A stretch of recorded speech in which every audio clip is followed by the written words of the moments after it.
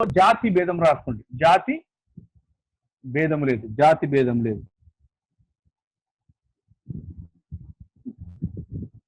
జాతి భేదం లేదు రాశారా మొదటి ఖాళీ?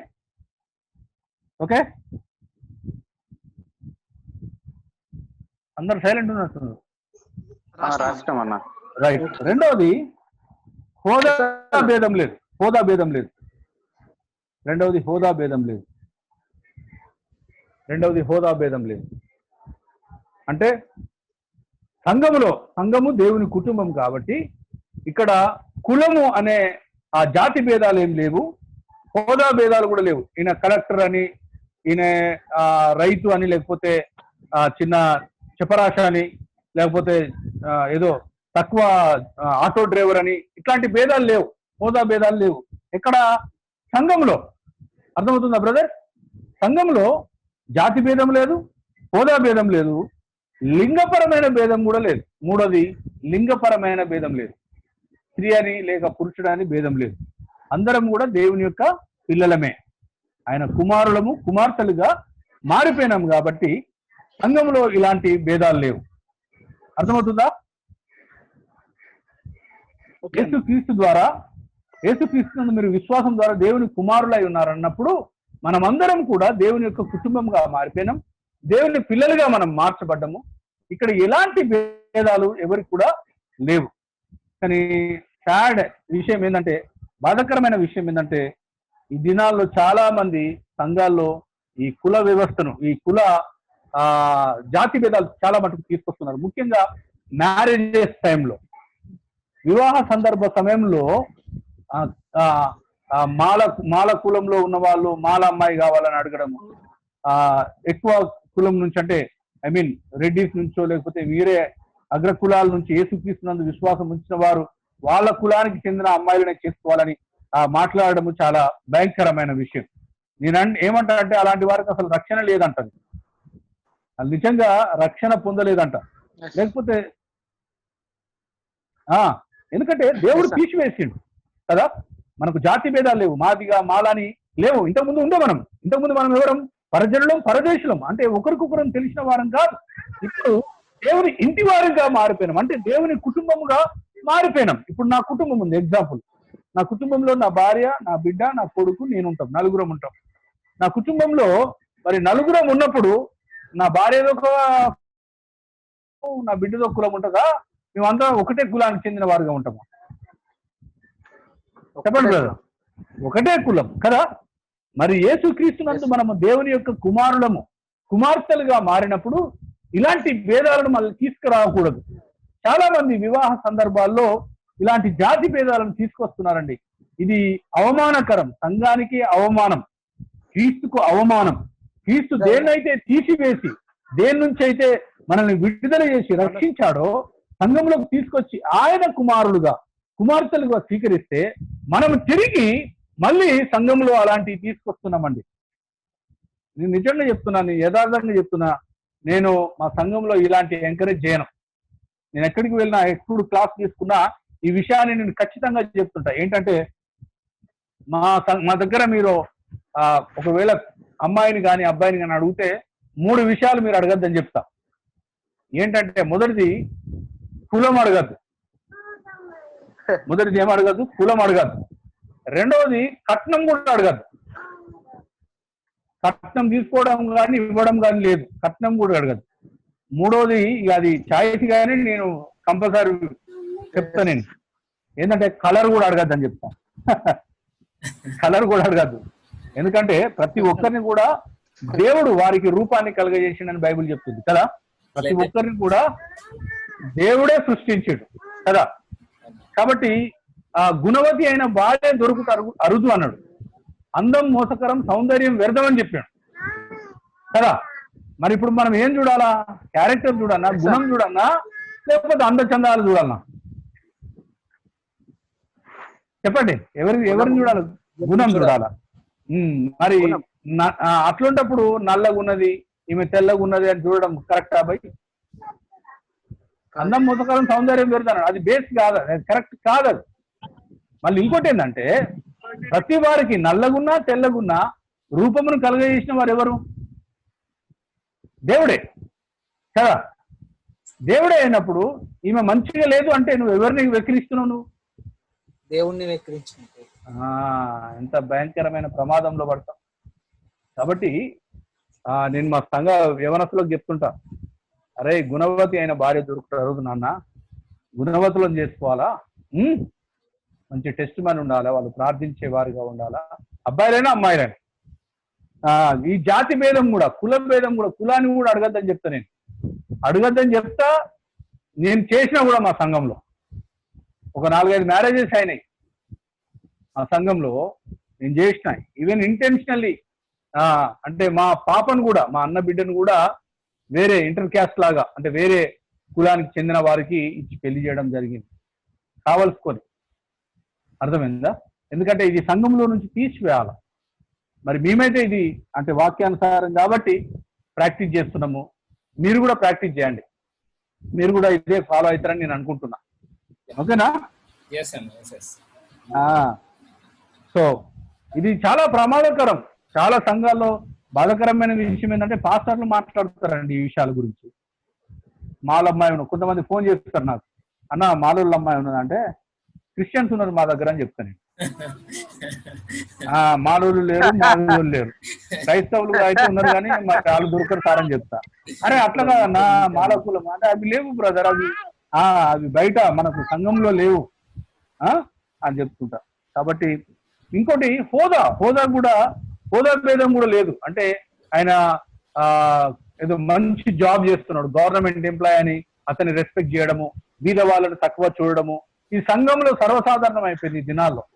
చాలా మంది ఎక్కువ కానుకలు ఇచ్చే వాళ్ళను, ఎక్కువ చదువుకున్న వాళ్ళను, అంటే ఒక హోదాలో ఉన్న వారిని, బయట లోకపరమైన ఆ మంచి జాబ్ లో ఉన్నవారిని మనం ఎక్కువగా చూస్తుంటాం సంఘాల్లో.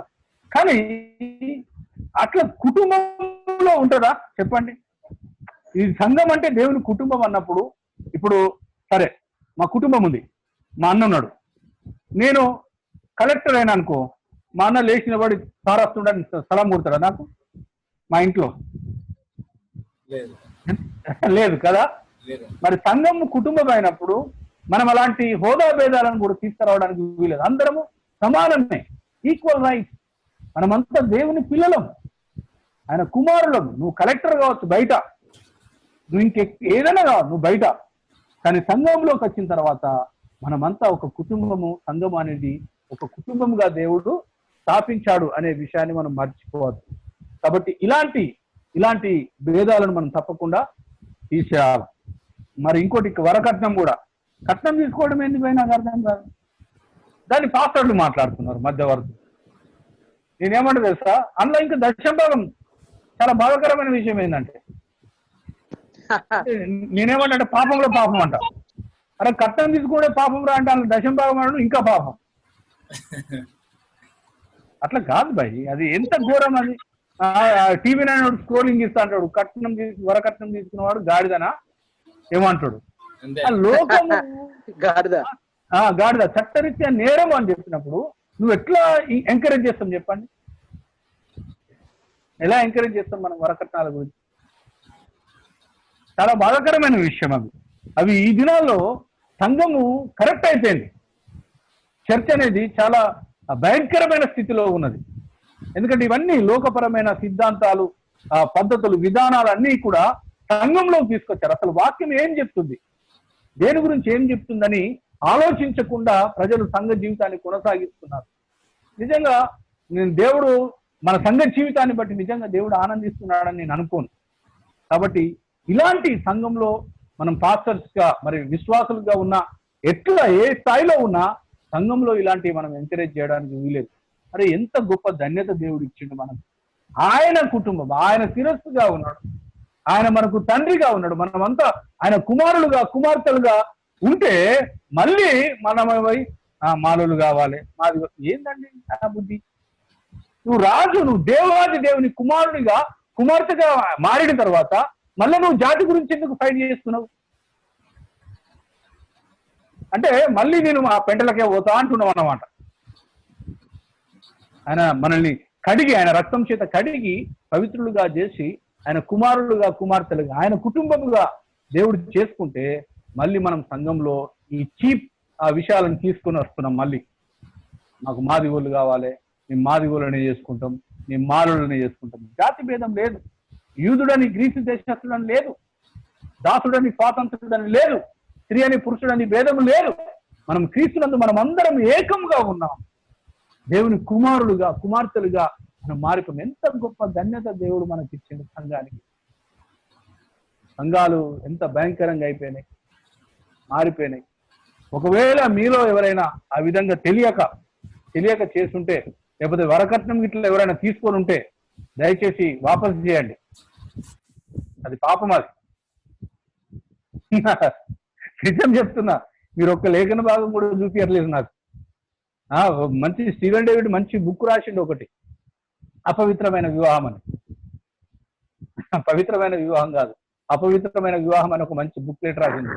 శంకరును స్టీవెన్ డేవిడ్ ఇద్దరు కలిసి. ఫస్ట్ స్టీవెన్ రాసింది, దానివల్ల శంకర్ కొన్ని యాడ్ చేసిండు. కాబట్టి దయచేసి మీరు ఇలాంటి వాటిలో ఎవరు కూడా ముందుకు వెళ్ళండి. సరే, 11 చూద్దాం. 11 సంఘములో ఇటువంటి భేదములను అనుమతించినప్పుడు ఏమి జరుగుతుంది చెప్పండి. ఏం జరుగుతుంది?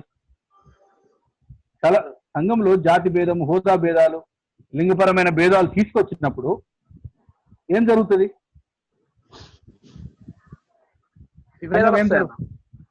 విభేదాలు వస్తాయి. Very good. ఇంకా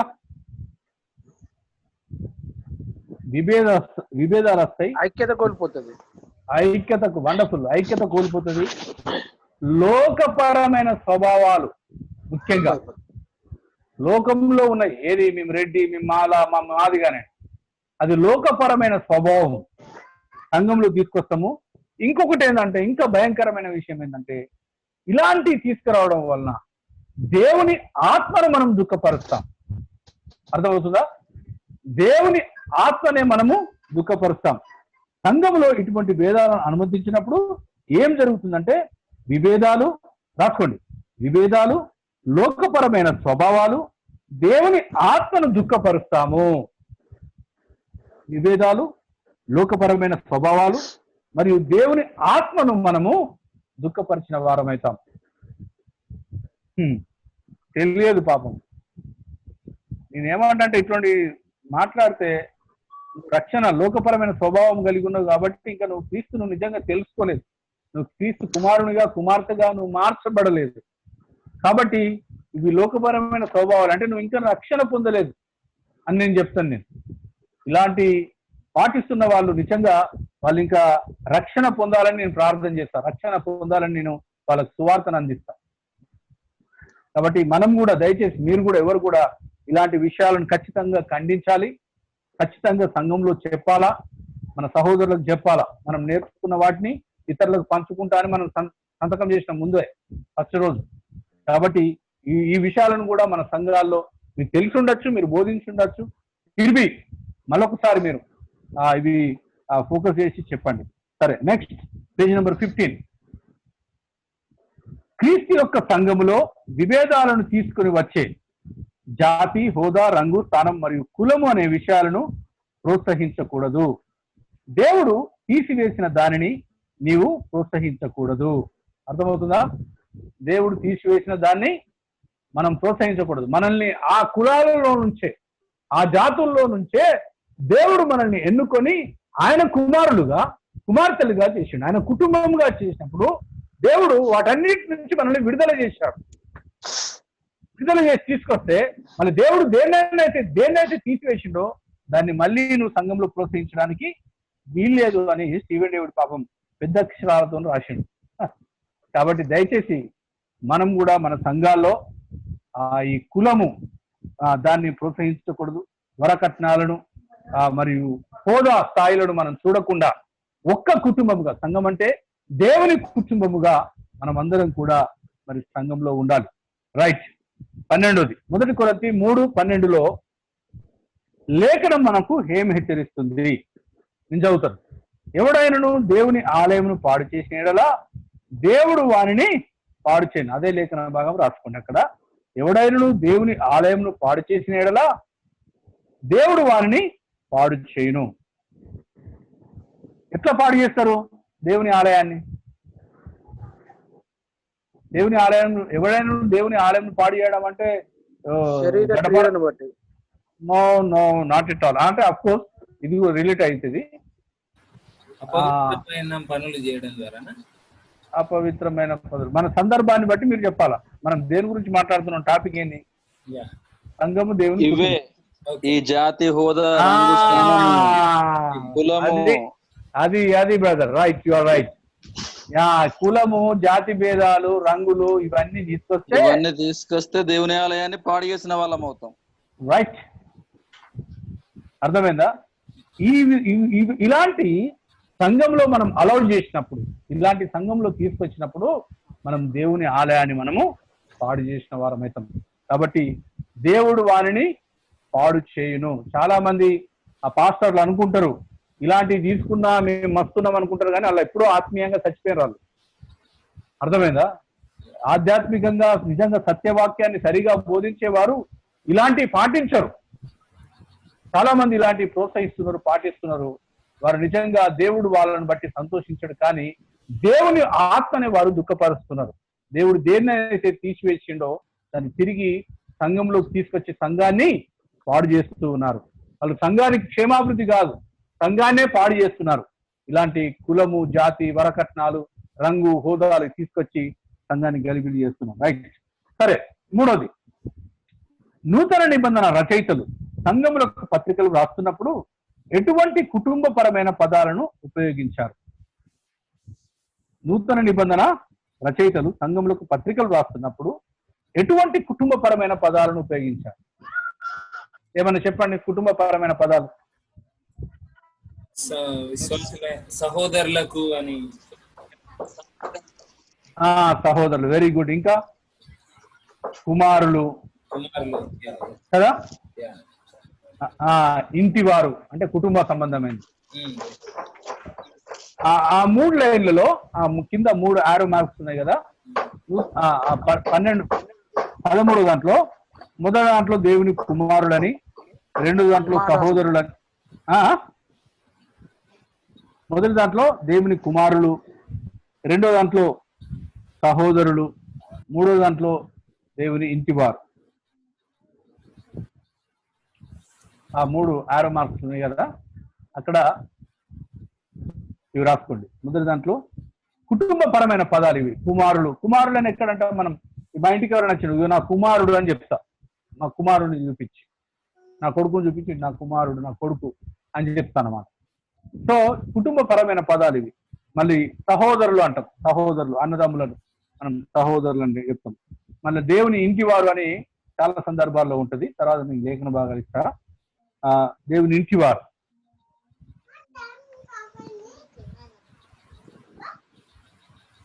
సహోదరులు అనే మాట ఎన్నిసార్లు ఉందో తెలుసా? కొత్త నిబంధనలో 139 టైమ్స్ ఉన్నదంట. సహోదరులు, సహోదరులు అనే మాట 139 సార్లు ఉన్నదంట కొత్త నిబంధనలో. జనరల్ గా నేను బయట చెప్తున్నా ఇన్ఫర్మేషన్.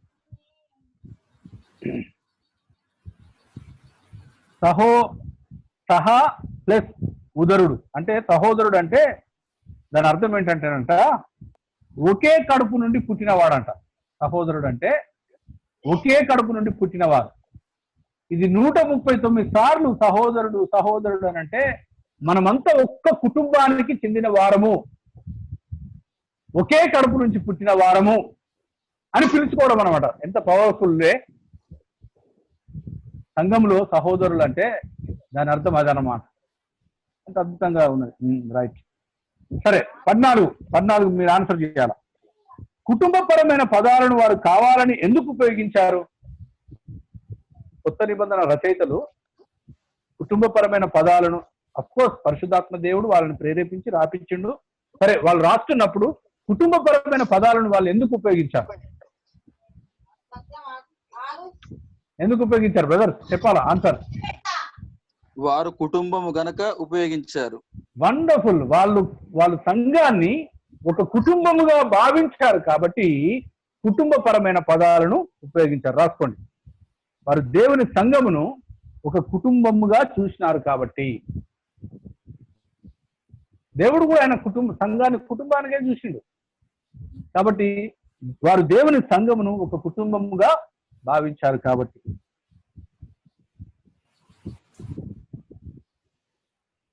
దేవుని సంఘమును ఒక కుటుంబముగా భావించారు. కాబట్టి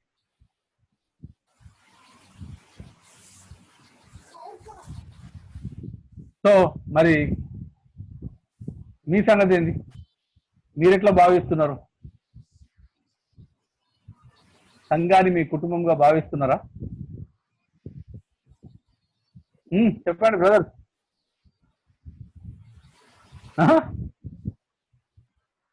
సంఘాన్ని కుటుంబంగా భావిస్తున్నారా?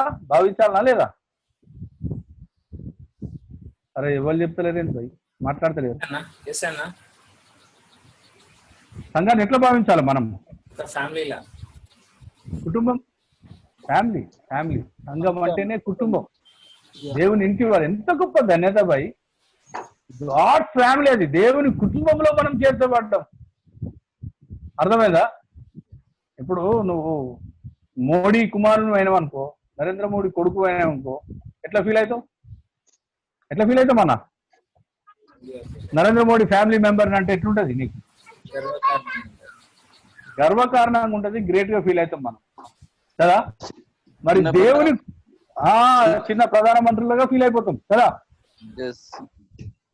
మస్తు డిగ్నిటీ ఉంటది, చాలా సంతోషపడతాం.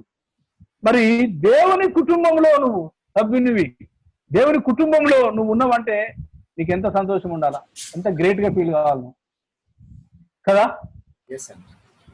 ఎంత గొప్ప ధన్యత భయ్, చాలా గొప్ప ధన్యత దేవుడు మనకి ఇచ్చింది. సరే మరి తర్వాత చూద్దాం, 15 చూద్దాం.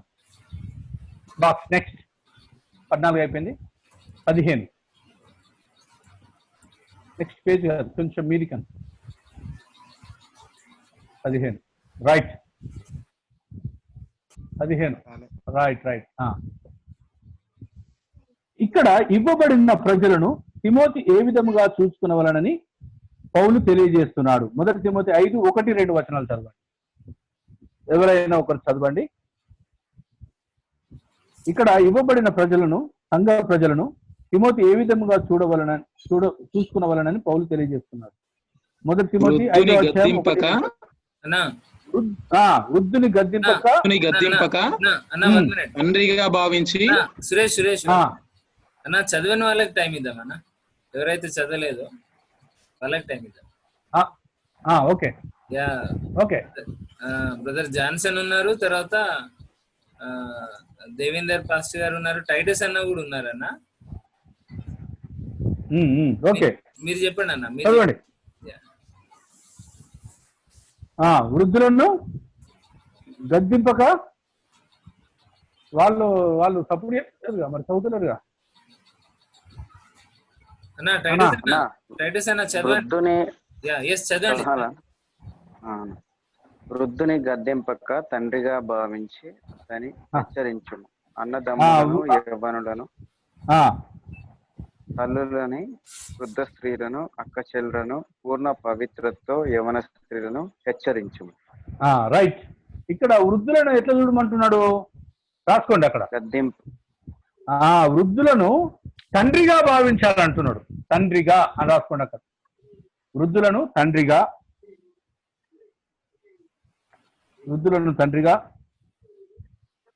యవనస్తులను అన్నదమ్ములని. నెక్స్ట్, యవనస్తులను ఎట్లా భావించమంటున్నాడు? అన్నదమ్ములని. వృద్ధ స్త్రీలను తల్లులని. మూడోది, వృద్ధ స్త్రీలను తల్లులని. నాలుగోది, యవన స్త్రీలను పూర్ణ పవిత్రతతో అక్క చెల్లెండ్రని. అంటే యవనస్తు స్త్రీలను అక్కడ ఏం పెట్టిందంటే పూర్ణ పవిత్రతతో అక్క చెల్లెండ్రని. అంటే దాని అర్థం ఏంటంటే నీ సొంత అక్క చెల్లెళ్ళుగా, అంటే వాళ్ళ గురించి నువ్వు తప్పుగా ఆలోచించకుండా.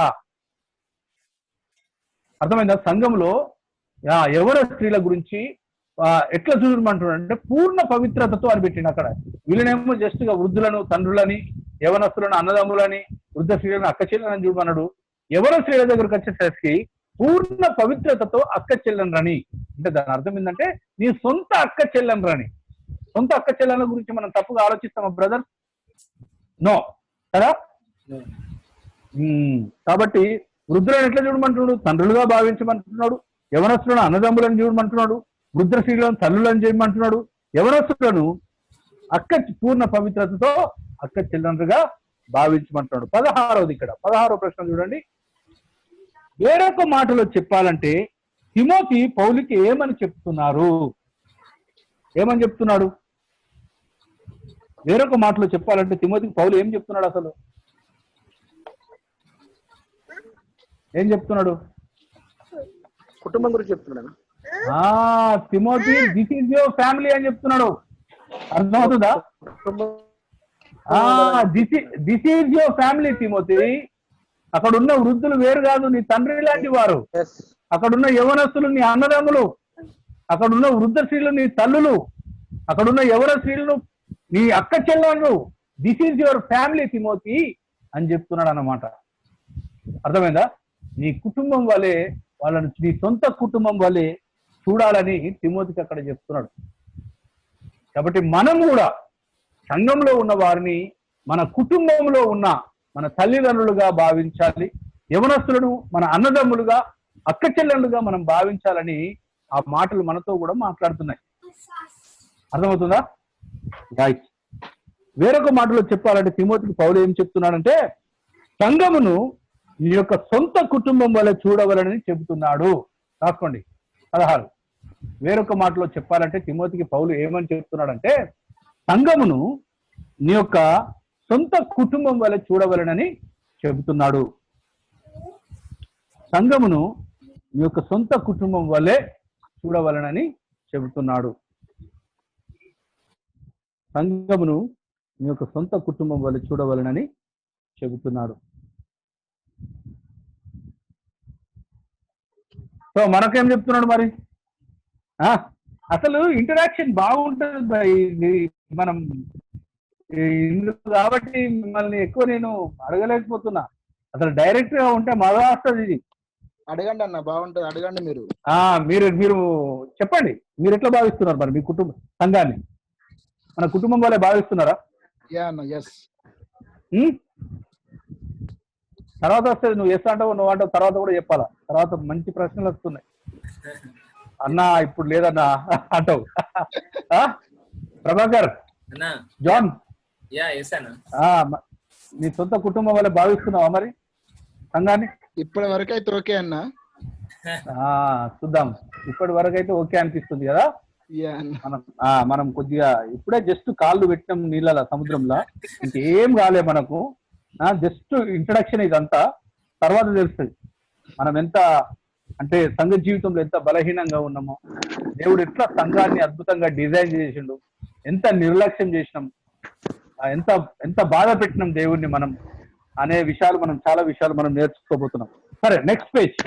ఇది ఖతం చేద్దాం, ఫినిష్ చేద్దాం. ఒక పేజ్ 16 కంప్లీట్ చేద్దాం. పేజ్ నెంబర్ 16 త్వర చేసేద్దాం. ఇక్కడ చాలా ప్రశ్నలు ఉంటాయి, మీకే ఉంటాయి. Okay, page number 16 వచ్చినామా? అందరూ వింటున్నారు కదా? Anil, Titus, okay right. నూతన నిబంధనలో సంఘమును పట్టించుకునే విషయంలో ఉన్న 4 విధానాలు ఏమిటి? నూతన నిబంధనలో సంఘమును పట్టించుకునే విషయంలో 4 విధానాలు ఏమిటి? ఒకటి రాసుకోండి. ఆ ఖాళీలు నింపాలా మనము? నేను చెప్తుంటే మీరు నింపేసేయండి. తర్వాత మిమ్మల్ని అడుగుతా ప్రశ్న. కుటుంబ దృక్పథంతో సంఘమును పరిగణించుము. కుటుంబ దృక్పథంతో ఆ ఖాళీలో కుటుంబ దృక్పథంతో సంఘమును పరిగణించుము. ఆ ఖాళీలో కుటుంబ దృక్పథంతో అని రాసుకోండి. రైట్. కింద ఆరో మార్క్ ఉంది కదా, కింద ఆరో మార్క్ ఉన్నది. మా దగ్గర కరెంట్ పోయింది, నో ప్రాబ్లం, ఏం కాదు. నేను అద్దాలు కనిపిస్తున్నాయి కదా మీకు? స్క్రీన్ నన్ను చూస్తారా? నేను కనిపిస్తున్నాడా మీకు? స్క్రీన్ కనబడుతుంది. Okay, that's fine. ఓకే, కుటుంబ దృక్పథంతో సంఘమును పరిగణించమన్నాడు. కింద ఆరో మార్కులో ఏం రాయాలంటే సహోదరుల భావము కలిగి ఉండడం. సహోదర సహోదరుల భావము కలిగి ఉండడం. కుటుంబ దృక్పథంతో అంటే రాసిరా, కుటుంబ దృక్పథంతో అంటే సహోదర సహోదరుల భావం కలిగి ఉండడం. రాసుకున్నారా? రైట్. నెక్స్ట్ ఏంటంటే కుటుంబం ఖాళీ ఉంది కదా. రెండవది కుటుంబ ప్రేమతో సంఘమును పరిగణించుము. కుటుంబ ప్రేమతో సంఘమును పరిగణించుము. కుటుంబ ప్రేమతో.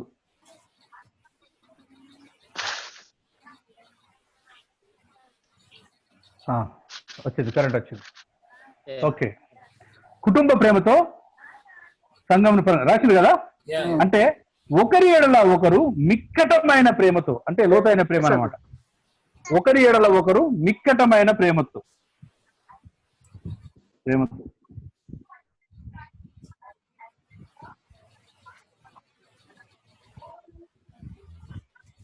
రాశారా? ఒకరి ఎడల ఒకరు మిక్కటమైన ప్రేమతో. ఆ రెండో దానికి 6వ మార్కు ఉంది కదా కింద. ఒకరి ఎడల ఒకరు మిక్కటమైన ప్రేమతో. సరే, ఇక్కడ మొదటిది కుటుంబ ప్రేమతో సంఘమును పరిగణించము అన్నప్పుడు సహోదర సహోదరుల భావం కలిగి ఉండడం రాస్తున్నాం కదా. మరి నేను అడుగుతున్నా మిమ్మల్ని అందరినీ, మీ స్థానిక సంఘాన్ని, మీరు ఎక్కడైతే స్థానిక సంఘాలకు వెళ్తున్నారో ఆ సంఘాన్ని మీరు కుటుంబ ప్రేమతో చూస్తున్నారా? కుటుంబ దృక్పథంతో ఇది నా కుటుంబము అనే భావం ఉందా? జస్ట్ మామూలుగా ట్రెడిషనల్ గా సంఘానికి వెళ్ళి రావడం జరిగిందా, లేకపోతే ఇది నా ఫ్యామిలీ కుటుంబ దృక్పథంతో సంఘాన్ని పరిగణించిండ్రా? ఇది నా కుటుంబం అని చెప్పండి బ్రదర్. అయితే అన్ని విషయాలలో అట్లా చూడలేకపోవచ్చు అన్న. ఇప్పుడు ఫ్యామిలీకి తర్వాత చర్చికి కొంత డిఫరెన్షియేషన్ చూపించవచ్చు అన్న. రైట్. మన కుటుంబాన్ని మాత్రమే మనము కుటుంబంగా భావిస్తాం జనరల్ గా. సంఘాన్ని మనం కుటుంబంగా భావించం. ఇది ఒక అంటే కొద్దిగా అక్కడక్కడ ప్రేమ చూపించడము, కొంతమందితో ఉండడం, కానీ సంఘం అంతటిని మాత్రం మనం కుటుంబ దృక్పథం మాత్రం ఉండదు. నా ఫ్యామిలీ వేరు, సంఘం వేరే అన్నట్టుగా ఉంటది. కానీ సంఘాన్ని కుటుంబ దృక్పథంతో చూడడం అనేది చాలా తక్కువ అండి, వాస్తవంగా మాట్లాడుకుందాము. మరి రెండో దాంట్లో కుటుంబ ప్రేమతో అంటే ఒకరి ఎడల ఒకరు విక్కటమైన ప్రేమతో, అంటే లోతైన ప్రేమతో. ఇప్పుడు దాని అర్థం ఏంటంటే, ఇప్పుడు మన కుటుంబం ఉంది, మన కుటుంబంలో లోతైన ప్రేమ ఉంటుంది, అవునా కాదా? మన భార్య పట్ల, మన పిల్లల పట్ల, అన్నదమ్ముల పట్ల మనకు లోతైన ప్రేమ ఉంటుంది మన కుటుంబంలో కదా. ఎవరు విడదీయలేని ప్రేమ, అలాంటి ప్రేమతో మన కుటుంబాన్ని మనం చూస్తుంటాం, రైట్? అలాంటిది ఇప్పుడు మరి దేవుని కుటుంబం పట్ల అలాంటి ప్రేమ నీకుందా? ఉందా అండి మీకు? మీ అన్నదమ్ములను ప్రేమించినట్టుగా లోతైన ప్రేమ. అంటే సంఘం అంటే కుటుంబం అని చెప్పిండు కదా దేవుడు. కుటుంబంలో ఏముంటాయి? ప్రేమ సంబంధాలు ఉంటాయి కదా. కుటుంబ ప్రేమతో అన్నప్పుడు ఆ ప్రేమ ఖచ్చితంగా సంఘంలో ఉండాలా లేదా?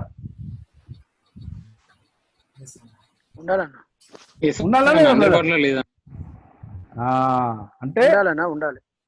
ఖచ్చితంగా సంఘం పట్ల అలాంటి ప్రేమ ఖచ్చితంగా ఉండాలి మనకు. ఎందుకంటే మనం సంఘాన్ని దేవుడు కుటుంబంగా చేసిండు, మనల్ని అందరినీ సహోదరులుగా చేసిండు. కాబట్టి ఆ కుటుంబ ప్రేమ ఖచ్చితంగా ఉండాలి, అంటే లోతైన ప్రేమ. మూడవది కుటుంబ పట్టింపుతో సంఘమును పరిగణించింది. మూడవది కుటుంబ పట్టింపుతో. కుటుంబ పట్టింపు రాసినరా? కింద ఏం రాసుకుంటారంటే 6వ మార్కు దగ్గర ఒకే కుటుంబం అనే భావముతో మేలు చేయుట. ఒకే కుటుంబము అనే భావముతో మేలు చేయుట. ఒకే కుటుంబము అనే భావముతో మేలు చేయుట. ఒకే కుటుంబం అనే భావంతో మేలు చేయుట. కుటుంబ పట్టింపుతో సంఘమును పరిగణించింది. చెప్పండి, మీ కుటుంబాన్ని పట్టించుకున్నట్టుగా మీ స్థానిక సంఘమైన కుటుంబాన్ని మీరు పట్టించుకుంటున్నారా? చెప్పాలా? మీ కుటుంబాన్ని పట్టించుకున్నట్టుగా మీ స్థానిక సంఘమైన మీ కుటుంబాన్ని పట్టించుకుంటున్నారా? అన్ని సందర్భాల్లో లేదన్నా. మీ కుటుంబాన్ని, మీ కుటుంబం పట్ల కూడా అట్లే అంటావా? లేదు, కుటుంబం పట్ల అన్ని సందర్భాలలో పట్టించుకుంటున్నాము. ఇక సంఘం పట్ల మాత్రం మిస్ చేస్తున్నాము. ఏమంటావు టైడస్? నీ కుటుంబాన్ని పట్టించుకున్నట్టుగా నువ్వు సంఘాన్ని పట్టించుకుంటున్నావా? సంఘ కుటుంబాన్ని చెప్పండి బ్రదర్. సురేష్, బ్రదర్ సురేష్. అన్నా, అనిల్. లేదన్న లేదు. అంటే మనం సంఘ జీవితంలో వెనుకబడ్డాం కదా. సంఘం అంటే నీకు ఆల్రెడీ తెలిసింది సార్, అందుకే ప్రయత్నం చేస్తున్నావు. అయితే చూడండి, ఇక్కడ దేవుడు మనం పరజనులు పరదేశులుగా ఉండి అంటే ఆయన రక్తంలో కడిగి ఆయన కుమారులుగా కుమార్తెలుగా చేసుకొని ఆయన కుటుంబంగా దేవుడు మనల్ని మార్చుకున్నాడు. మన కుటుంబం పట్ల ఉన్న శ్రద్ధ మనం సంఘం పట్ల నిజంగా చూపించాం. సంఘం పట్ల నిజంగా చూపిస్తామా అండి? చెప్పండి. No, no way. కానీ అది కరెక్ట్ అంటారా వాక్యానుసారంగా? మీరు సంఘము ఇప్పుడు ఒకటి అడుగుతా, ఇంకో ప్రశ్న అడుగుతా. సరే, నీ కుటుంబం విలువైందా? దేవుని కుటుంబం విలువైందా? చెప్పండి. సరే, నీ రక్తం విలువైందా? యేసు ప్రభు రక్తం విలువైందా? అన్నా చెప్పండి. సురేష్ అన్నా, టైటస్. సరే, నీ రక్తం ద్వారా కట్టబడ్డది నీ కుటుంబం, దేవుడి రక్తం ద్వారా కట్టబడ్డది దేవుని కుటుంబం కదా. ఇప్పుడు రెండు కుటుంబాల్లో ఏది ప్రాముఖ్యమైంది? దేవుడి రక్తం చేత కట్టబడిన కుటుంబమా, లేకపోతే నీ రక్తం చేత కట్టబడిన కుటుంబమా? దేవుని రక్తం చేత కట్టబడింది ప్రాముఖ్యమైన. కానీ మరి మనం దేనికి ప్రాముఖ్యత ఇస్తాం? నీ రక్తము విలువైంది కాదు ప్రభువా, నా రక్తం చాలా విలువైంది, నా కుటుంబం చాలా విలువైంది. నువ్వు నీ రక్తం ద్వారా కట్టబడిన కుటుంబం అది సెకండరీ, తర్వాతలే అన్నట్టుగా మనం భావిస్తుంటాం, ప్రవర్తిస్తుంటాం కదా. నేను ఇక్కడ చెప్పేది మీ కుటుంబాలను నిర్లక్ష్యం చేయొద్దని కాదు, కానీ నిర్లక్ష్యం చేయాలని కాదు, కానీ దేవుని కుటుంబాన్ని మన కుటుంబంగా భావిస్తున్నామా లేదా? ప్రాముఖ్యమైన పాయింట్. మనం ఏంటంటే వన్ సైడ్ వెళ్ళిపోయినాం. మనం నా కుటుంబము ఫస్ట్, దేవుడు, నా కుటుంబము సంఘం అని ఇట్లా విభజించినాం మనం. వాస్తవంగా అట్లాంటి ఆర్డర్ ఏం లేదు. దేవుడు, ఆయన సంఘము, సంఘములో మన కుటుంబం. అర్థమైందా? దేవుడు, సంఘము, సంఘములో మన కుటుంబం. కానీ సంఘానికి వేరుగా నీ కుటుంబాన్ని చూడడానికి వీల్లేదు. ఎఫెసీలో రాసిన పత్రికలో కుటుంబ వ్యవస్థ గురించి దేవుడు మాట్లాడింది కదా. వాక్యం 5:22 నుంచి చూస్తాం. భర్తలారా భార్యలను ప్రేమించండి అన్నాడు. ఎట్లా అన్నాడు? భర్తలారా భార్యలను ప్రేమించండి అంటే సంఘం కంటే ఎక్కువ ప్రేమించమంటున్నాడా? సంఘం కంటే తక్కువ ప్రేమించమంటున్నాడా? Both are equal. పదాజ్ఞలలో ఏది గొప్పది అంటే ఏమంటావు? అన్ని సమానమే కదా. అలాగే మనము కుటుంబాన్ని కూడా కుటుంబ దృక్పథంతో, సంఘాన్ని కూడా కుటుంబ దృక్పథంతో మనం చూడాల్సిన బాధ్యత ఉంది మనకు. కానీ దినాల్లో ఎవరు కూడా దేవుని యొక్క కుటుంబమైన సంఘాన్ని ఆ కుటుంబ దృక్పథంలో చూడడం లేదండి.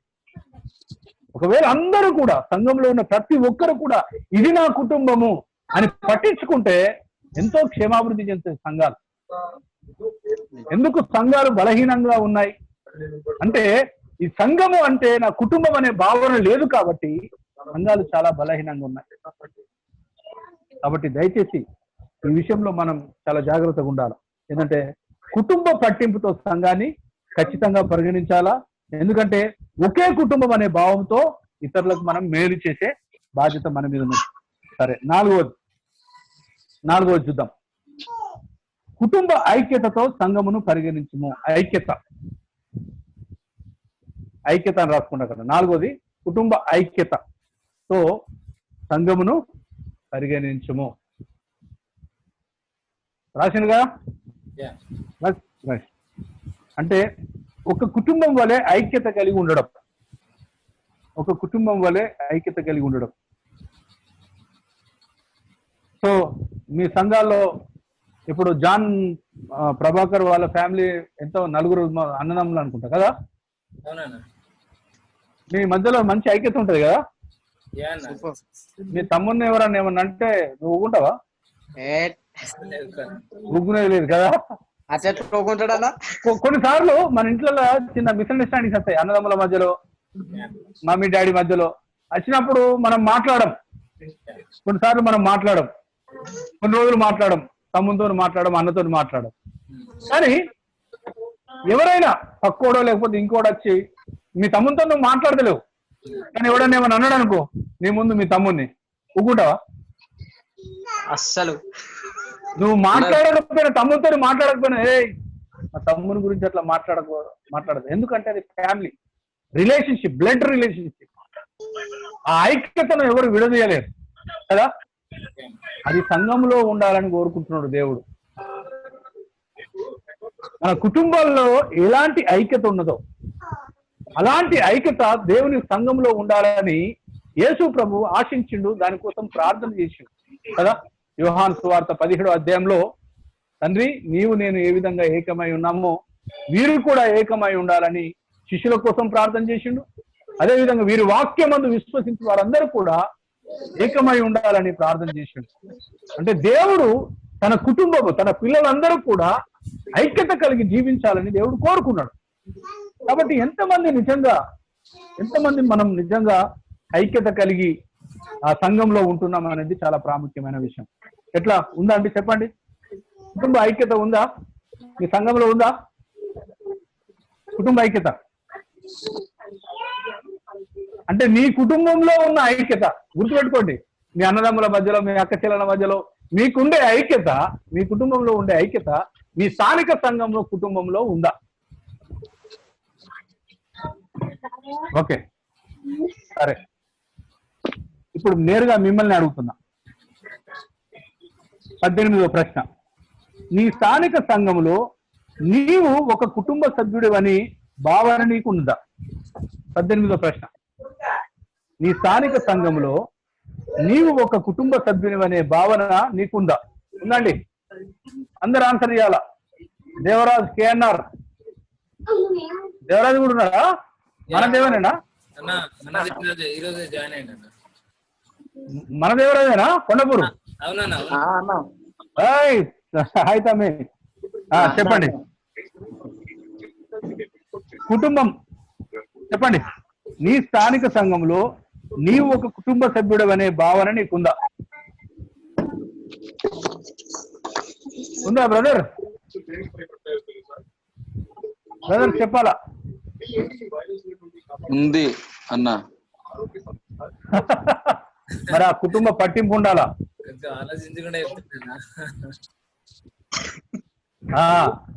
రాజ్ కుమార్ భయ్యా, భాస్కర్ చెప్పండి.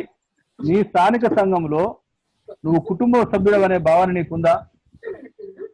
అంటే మీద చెప్పింది అది ఆలోచించండి. కుటుంబ ఐక్యత, కుటుంబ పట్టింపు, కుటుంబ ప్రేమ అంటే నీ కుటుంబంలో ఏ విధంగానైతే ప్రేమ ఉందో, నీ కుటుంబాన్ని ఏ విధంగా పట్టించుకుంటున్నావో, ఇవన్నీ ఉంటేనే నువ్వు దీనికి ఆన్సర్ చేస్తావు. ఏమంటారు? నీ స్థానిక సంఘంలో నీవు ఒక కుటుంబ సభ్యుడు అనే భావన నీకు ఉందా అంటే యథార్థంగా చెప్పాలంటే లేదు, కానీ ఇప్పటి నుంచి ఉంటానని రాసుకోండి. ఏమంటారు భాయ్? రాజ్ కుమార్, రాజ్ కుమార్ ట్రై చేస్తున్నా. ఉన్నదన్నా నాకు అన్న, ఉన్నది కానీ ఇంకా పెరగాలి. Okay okay, wonderful, very good. ఎందుకంటే ఆల్రెడీ సంఘ కాపరిగా ఉంటున్నాను, బాధ్యతలు కలిగి ఉంటున్నాను అన్న. ఓకే, సరే సరే. ఇప్పుడు అన్న నేను ఒకటి చెప్తుందంటే, ఇది దేవుని కుటుంబం, చాలా ప్రేషియస్ కదా. దేవుడు ఈ సంఘం కోసం అంటే ఈ కుటుంబం కోసమే ప్రాణం పెట్టిండు, ఈ కుటుంబం కోసమే రాబోతున్నాడు.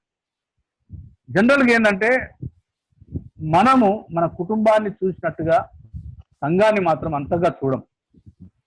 కానీ నేను చెప్పేది ఏంటంటే ఖచ్చితంగా మన కుటుంబాన్ని పట్టించుకునే విధంగా మన స్థానిక సంఘాలను కూడా మనం పట్టించుకోవాలి, కేర్ తీసుకోవాలి.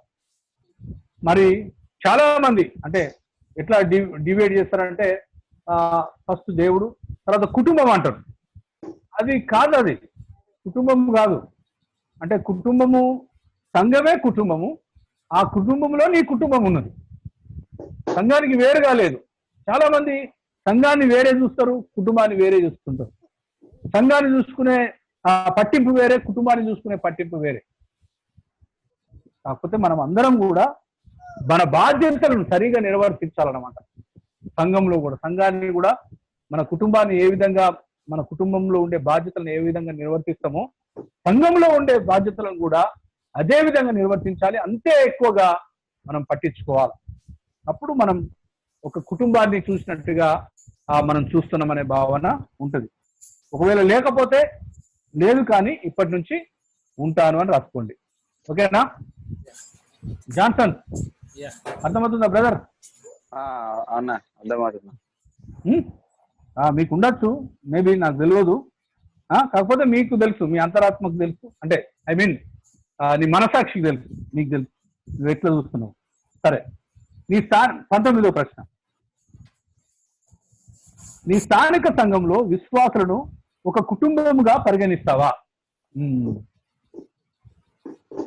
సదానందం బ్రదర్, టైటస్ అన్నా చెప్పండి.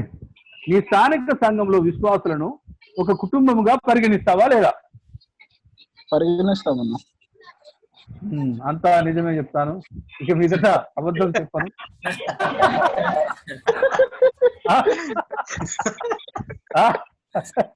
మీరు ఎట్లా అంటే అట్లే అట్లా కాదు.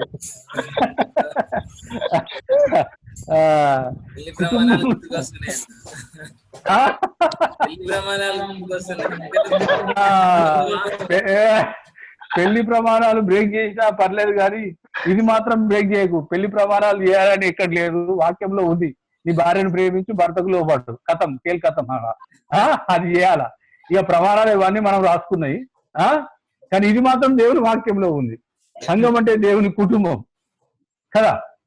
కుటుంబ ప్రేమ, కుటుంబ ఐక్యత, కుటుంబ పట్టింపు అనేది ఖచ్చితంగా మనకు ఉండాలి. మళ్ళీ కరెంట్ పోయింది, మీరేం అది కాకండి. సరే, పరిగణిస్తారా లేదా జాన్సన్? చేయాలి, తప్పదు, వేరే మార్గం లేదు మనకు. ఎందుకంటే దేవుడు అట్లా డిజైన్ చేసిండు. నువ్వు సంఘంలో ఉండి నువ్వు కుటుంబంలో ఉండి నా కుటుంబం కాదు అని చెప్పలేవు. నువ్వు సంఘం అంటేనే కుటుంబం, అర్థమవుతుందా? సంఘం అంటేనే కుటుంబం కాబట్టి నువ్వు అవాయిడ్ చేయలేవు, దీన్ని నువ్వు తప్పించుకోలేవు. ఒకవేళ సంఘంలో ఉండి ఇది నా కుటుంబం కాదంటే నువ్వు సంఘంలో ఆ కుటుంబంలో సభ్యునివే కాదు, అర్థమైందా? కాబట్టి సంఘం అంటేనే దేవుని కుటుంబం. కాబట్టి ఖచ్చితంగా మనం కుటుంబాన్ని ఆ కుటుంబంగా పరిగణించాలి. ఇక్కడ చూడండి, ఇంకోటి నెక్స్ట్ ఏముంది చదవండి, ఎవరైనా ప్రశ్న చదవండి, జవాబు నేను చెప్తా. సంఘం అంటే నిజముగా ఏమిటో అనే విషయంలో నీ విధానము మార్పు చెందవలనా? చెందవలనా లేదా? చెప్పండి అందరూ, మార్పు చెందాలనా లేదా? చెందాలి అన్న, 100% చెందాలి. మనం మస్తు మారేది ఉన్నది. ఇంకా ఇది ఇంట్రడక్షనే, మనం పోతున్నాం. లోపలికి పోయిన తర్వాత ఎంత మారాలో అర్థమవుతుంది. ఖచ్చితంగా మార్పు చెందాల్సి ఉన్నది. సంఘం అంటే జస్ట్ ప్రోగ్రామ్ కాదు, సంఘం అంటే చర్చ్ అంటే బిల్డింగ్ కాదు, చర్చ్ అంటే పాస్టర్ కాదు, అది దేవుని కుటుంబం. దేవుని కుటుంబం బాయ్. ఆ కుటుంబంలో మనం ఎట్లా బిహేవ్ చేస్తున్నాం, దేవుని ఇంటిలో ప్రజలు ఎలాగూ నడుచుకునే వాళ్ళను అని చెప్పేసి తిమోతిలో రాస్తున్నాడు కదా. అది దేవుని యొక్క కుటుంబం. దేవుని కుటుంబంలో మనం ఎట్లా సంబంధాలు కలిగి ఉండాలి, ఎంత ప్రేమ ఉండాలా, ఎంత ఐక్యత ఉండాలా, ఇవన్నీ కూడా మనం మిస్ చేసినాం. ఏదో మనకు నచ్చిన వారిని ఒకరిద్దరిని ఇష్టపడతాం, వాళ్ళను ప్రేమిస్తాము, వాళ్ళతో పనులు నడుస్తుంటది పోతుంటాం. కానీ సంఘంలో ఉన్న ప్రతి ఒక్కరు కూడా కుటుంబ సభ్యులే. అందరి పట్ల ఉండాలా, నీకు నచ్చిన వారి పట్ల కాదు. మన కుటుంబంలో అట్లుంటుందా? దేవుడు మన కుటుంబం అంటే అందరిని ప్రేమిస్తున్నాడా, లేకపోతే కేవలం కొంతమందినేనా సంఘంలో ఉన్నవాళ్ళు? అందరినీ కదా. అందరిని ప్రేమిస్తున్నప్పుడు అందరినీ దేవుడు పట్టించుకుంటున్నాడు. అందరూ నిత్యజీవం పొందుకోవాలని ఆయన వారిని మార్పులోకి అంటే ఆయన స్వారూప్యంలోకి మారుస్తున్నాడు, చేస్తున్నాడు. కాబట్టి మనం కూడా సంఘంలో కుటుంబంగా పరిగణించాలా, చేయాలా. ఖచ్చితంగా ఈ విషయాలను మనం చేయాలా. రైట్. నాకు లైటింగ్ పోయింది మొత్తము. కుటుంబం పరిగణిస్తాను. సరే, సంఘం అంటే నిజంగా ఏమిటో అనే విషయంలో నువ్వు విధానంలో మార్పు చెందాలా లేదా? మార్పు చెందాలి. సరే, మొదటి అధ్యాయం యొక్క సారాంశం రాద్దాం. మొదటి అధ్యాయం యొక్క సారాంశం రాద్దాం. సంఘము కూడుకునే ఒక స్థలము కాదు. కూడుకునే అని రాసినరా? ఓకే. రెండోది, సంఘము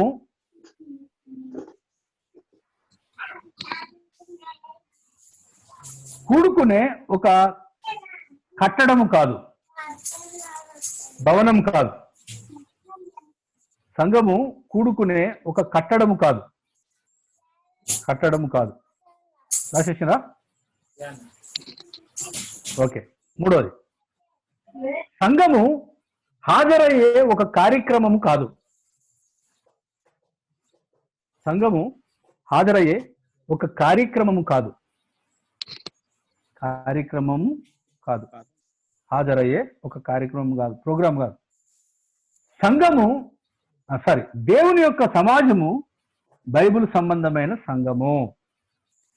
దేవుని యొక్క సమాజము బైబిల్ సంబంధమైన సంఘము. దేవుని యొక్క సమాజము బైబిల్ సంబంధమైన సంఘము. రైట్. ఐదోది, దేవుని యొక్క ఆలయము బైబిల్ సంబంధమైన సంఘం. దేవుని యొక్క ఆలయం అంటే మళ్ళా మీకు ఆ గుడి గోపురం కనిపించద్దు. ఎవరు కనిపించాలా? ప్రజలు కనిపించాలి, విశ్వాసులు కనిపించాలి. దేవుని యొక్క ఆలయము బైబిల్ సంబంధమైన సంఘము. చివరిది, దేవుని యొక్క కుటుంబము బైబిల్ సంబంధమైన సంఘము. దేవుని యొక్క కుటుంబము బైబిల్ సంబంధమైన సంఘము. ఇదండి దేవుని యొక్క కుటుంబము బైబిల్ సంబంధమైన సంఘము. సో ఇప్పుడు చెప్పండి, సంఘం అంటే ఏంటి బ్రదర్? సంఘం అంటే ఏంటి?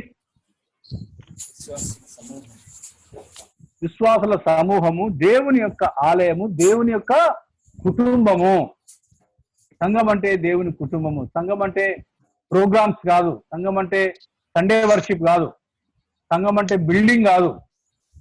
సంఘం అంటే దేవుని యొక్క అద్భుతమైన కుటుంబం.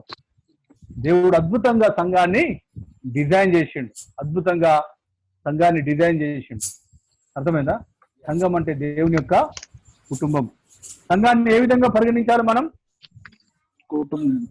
కుటుంబముగా పరిగణించాలి. అది మన కుటుంబం. దేవుడు అనుగ్రహించిన ఒక అద్భుతమైన కుటుంబం.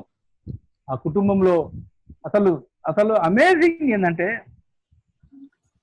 మార్క్స్ వార్తలో ఒక మాట అంటాడు పేతురు, 10వ అధ్యాయం 28వ వచనంలో పేతురు అంటాడు, మేమన్నీ విడిచిపెట్టి మిమ్మల్ని వెంబడిస్తే అని మాట్లాడుతుంటే ప్రభు అంటాడు, నా నిమిత్తమును సువార్త నిమిత్తము ఈ ఇండ్లనైనను, అన్నదమ్ములనైను, అక్క చెల్లెలనైను, భూములనైను, ఆస్తులనైను విడిచిన వాడు ఇహమందు హింసలతో పాటు 100 అన్నదమ్ములను, అక్క చెల్లెలను, భూములను, ఇండ్లను పొందుకుంటాడని చెప్పింది. ప్రాస్పరిటీ గాస్పెల్ ప్రీచర్స్ దీన్ని పట్టుకొని చూసినావా, భూములు ఇస్తా అన్నాడు, ఆస్తులు ఇస్తా అన్నాడు అని చెప్పేసి తప్పుడు బోధలు చేసుకుంటారు. దాని అర్థం ఏంటంటే, దేవుడు అన్నదమ్ములను, అక్క చెల్లెలను విడిచిన వాడు 100 పొందుకుంటాడంటే సంఘం అనే కుటుంబంలో నువ్వు చేర్చబడుతున్నావు. మార్క్, జాన్, ప్రభాకర్ వాళ్ళ ఇల్లు నా ఇల్లే. అర్థమైందా? అనిల్ వాళ్ళ ఇల్లు కూడా నాదే. అర్థమైందా? దేవరాజు వాళ్ళ ఇల్లు కూడా నాదే. ఎందుకంటే మేమంతా ఒక కుటుంబానికి చెందిన వారం. 100 ఇల్లునే నాకు. అర్థమైందా? 100 మంది సహోదరులు నాకు స్థానిక సంఘంలో. అది బ్లెస్సింగ్. 100 ఇవ్వడం అంటే అది. ఇహమందు హింసలతో పాటు నిత్యజీవం పరలోక రాజ్యం కూడా ఇస్తా అన్నాడు. దాని అర్థం అది. దాన్ని పట్టుకొని మనం ఏమో ఇంటర్ప్రిటేషన్ చేసి రాంగ్ టీచింగ్ చేస్తుంటామండి. నో, నిజంగా సంఘాన్ని గొప్ప అద్భుతమైన దేవుని కుటుంబంగా దేవుడు చేసిండు. ఎంత గొప్ప ధన్యత అండి, గ్రేట్ జాయ్ కదా, ఎంత గొప్ప ఆనందం, సంతోషం. నిజంగా దేవునికి మనం ఎప్పుడు కూడా కృతజ్ఞతాస్తుతులు చెల్లించాలి. మన తండ్రిగా ఉన్నాడు, ఆయన శిరస్సుగా ఉన్నాడు సంఘాన్ని. కాబట్టి ఈరోజు మనం సంఘం అంటే ఒక కుటుంబం అని నేర్చుకున్నాం, కుటుంబంగా జీవించాలి.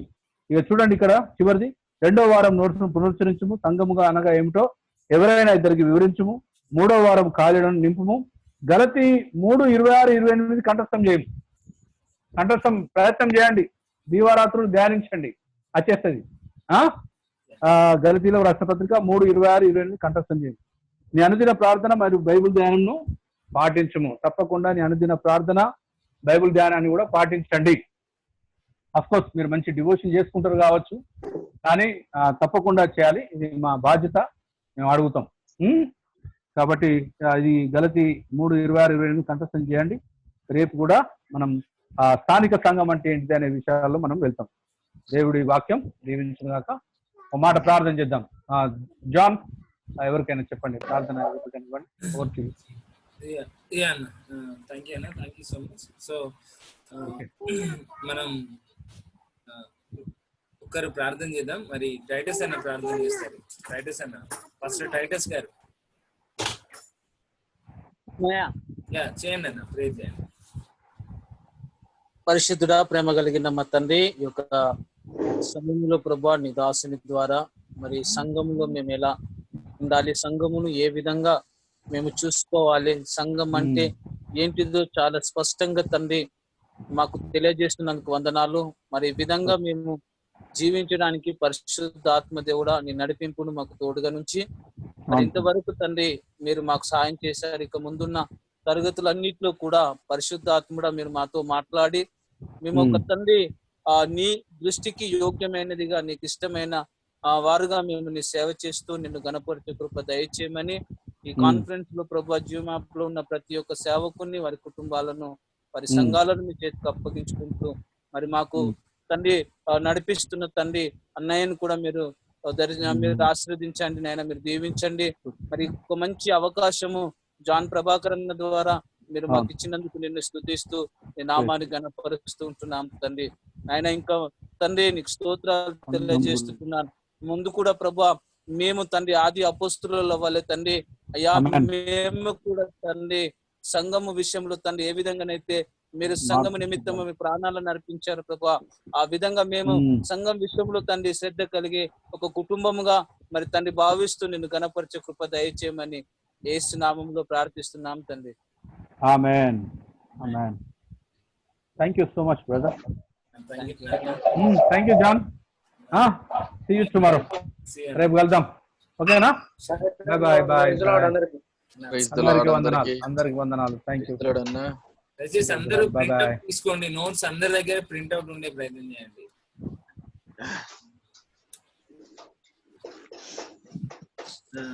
అందరూ పోయినట్టు. So Devaraj, praise the lord, welcome. Praise the lord. Yeah, praise the lord. తమ్మి జాన్సన్. ఓకే అన్న, చెప్పండి. క్లాస్ నడుస్తున్న టైంలో మ్యూట్ తీసేది నాన్న, అప్పుడప్పుడు మ్యూట్ తీసి మాట్లాడు. యా, అండ్ ఇంకొకటి క్వశ్చన్స్ ఏదైనా ఉండేదంటే డైరెక్ట్ మన గ్రూప్ లో పోస్ట్ చేయండి. అన్న అబ్జర్వ్ చేస్తున్నాడు. దెన్ మనం వీలైనంత వరకు విత్ క్లారిటీగా వెళ్ళడమే మంచిది. ఏ డౌట్స్ అయితే డైరెక్ట్ సెషన్ బ్రదర్.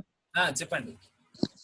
హలో, చెప్పండి. అదే డైరెక్ట్ ఇప్పుడు సెషన్ ఒకటి అయిపోయింది. అదే అన్న, ఒకటి సెషన్ అయిపోయిన వెంటనే ఒక 5-10 minutes క్వశ్చన్ అవర్ పెట్టడం మంచిది. ఏమన్నా ఇప్పుడు జరిగిన దానికి ఏమన్నా క్వశ్చన్స్ ఉన్నాయని అడగడమే మంచిది. తర్వాత గ్రూప్ లో అంటే చేయొచ్చు, చేయకపోవచ్చు, డైరెక్ట్ ఆన్సర్ రాదు కదా అని ఆలోచన చేయొచ్చు. అవును. అయితే ఒక ప్రాబ్లం ఏమైతుందంటే మనకి ఇప్పుడు చూసి ఆల్రెడీ 10:30 అవుతుంది. సో మనకి మాక్సిమం 1 hour సెషన్ నడవాల్సిందే. ఆ తర్వాత మళ్ళీ క్వశ్చన్ వరకు టైం పడుతుందేమో అని చెప్పేసి ఆలోచించడం అయితే మనకి టైం ఎక్సీడ్ అయిపోతుంది. అదే షార్ట్ అండ్ స్వీట్ గా అంత పెద్ద క్వశ్చన్స్ ఏమి రావు, జరిగిన దాంట్లో నుండి అడుగుతారు కాబట్టి షార్ట్ అండ్ స్వీట్ గా 5-10 minutes అంతే. అదే క్లాస్ కి 50 minutes పెట్టాలి, 10 minutes క్వశ్చన్ అండ్ ఆన్సర్ కి పెట్టాలి. అది క్లారిఫై ఉంటది. ఇప్పుడు అట్లా దాన్ని పాస్ ఆన్ చేస్తే ఏమైతే అంటే కొంచెం వేరే అవుతుంది మళ్ళీ. అది వినరు రెగ్యులర్ గా అటెండెన్స్. అదే ప్లాన్ చేద్దాం, ఎప్పటికప్పుడు క్లారిఫై చేయడం మంచిది. షూర్. రేపటి నుంచి మనం అదే ఓకే దెన్ మళ్ళా. Thank you so much. Thank you one and all. Right thank you. Anil bhai బాగున్నారా? Praise the lord. Yeah fine భయ్యా. క్లాస్ నడిచే టైంలో వీడియో ఆన్ చేసి ఇంకా మీ పిల్లలందరినీ చూపెట్టు. క్లాస్ అయిపోయిన తర్వాతనేమో వీడియో బంద్ చేసుకో. అరే అది అత్తలేదన్నా. అయ్యో అయింది, ఏదో హోస్ట్ బంద్ చేసిరట. ఏ అత్తలేదు నాది వీడియో. అరే ఆగో ఇప్పుడు వచ్చింది మళ్ళా. అరే ఇదేదో వచ్చిందా, నాకు పోతలేదు. నేనే బంద్ చేసిన. వాడు అస్సలు పడుకుంటలేడన్నా, చాలా డిస్టర్బ్ చేస్తున్నాడు. అప్పటికే చాలా కంట్రోల్ చేశాను, రూమ్ లేసి వచ్చినాడు. సరే ప్రింట్ తీసుకున్నా. అన్న దగ్గర బుక్ ఉందన్న ఆల్రెడీ. నిన్ను కాదు బ్రదర్, అదే తీసుకోలే, రేపు తీసుకుంటా నేను. అన్న భాస్కర్ అన్న తీసుకున్నారా? తీసుకోలే నా ఒక్క ప్రింట్ పొద్దున మా తెలిసిన దగ్గర పోయి తీసుకుంటా. బయట వచ్చిన ఇవాళ మిమ్మల్ని అడిగేటోళ్ళు ఎవరన్నా? ఎవరన్నా మీరు తీసుకోవాలి కానీ ఏందన్నా అంత సాధారణంగా అనుకుంటున్నా అన్న ఇంట్లో ఎంటీ తీసుకున్నా. భాస్కర్ అన్న తీసుకున్నారా? అవును రాజ్కుమార్ అన్న ఎంటీ ఉంది కదా, ఎంటీ మొత్తం ఫిల్అప్ లేదు కదా, అయినప్పటికీ 10 తీసుకుంటా అంటుండా. మ్యాటర్ మొత్తం లేదు కదా, పేజ్ ఖాళీ తీసుకున్నా. అవును వన్ సైడే కదా అని చెప్పినా కూడా 10 అన్నాడు. సరే అక్కడ మన ఆఫీస్ దగ్గర ఒక తెలిసిన ఆయన ఉన్నాడు అన్న, ఆయన దగ్గర తీసుకుంటా. అన్న జమ్మిగుండ రండి, ఫ్రీ చేపిస్తా. జమ్మిగుండకు వస్తే ఫ్రీగా చేపిస్తా అన్న. వద్దు దూరపు కొండలు బస్ చార్జ్ పెడితే ఇక్కడ అవుతుంది అన్న. అది అది నువ్వునే ఉంటాయి నాకు. అదే బస్ చార్జ్ పెడితే ఇక్కడ నాకు జిరాక్స్ వస్తాయి కానీ భాస్కర్ అన్నకైతే ఫస్ట్. ఓకే అన్న. Okay then bye. Late okay bye అన్న. Good night. Okay praise the lord. Okay అన్న, ప్రైజ్ లార్డ్ అన్న. బాయ్ గుడ్ నైట్ అన్న అందరికి. బాయ్ అన్న. Good night. Good night. Okay అన్న, good night. Okay, see you.